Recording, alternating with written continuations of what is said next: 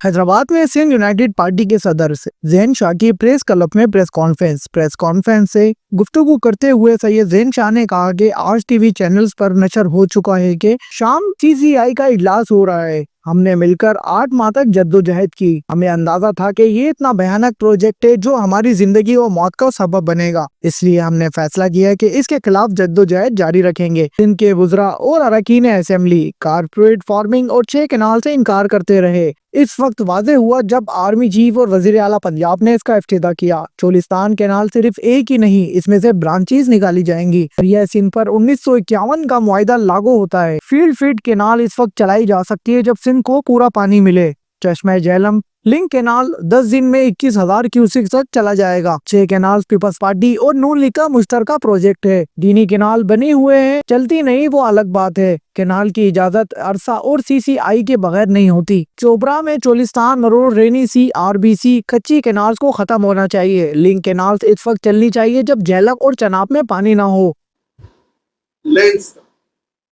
क्योंकि SIFC जो बुनियाद है, यही फेडरेशन के बुनियादी तस्वर के खिलाफ, 18वीं तरमीम के खिलाफ, यानी 1973 कॉन्स्टिट्यूशन के फेडरल सिस्टम की इनकारी, और ये 1 यूनिट प्लस गवर्नमेंट है जिसमें पूरे मुल्क के सूबों की मिलकत सेंट्रलाइज होके SIFC में बनी है, और अब CCI भी गैर अहम हो गई है।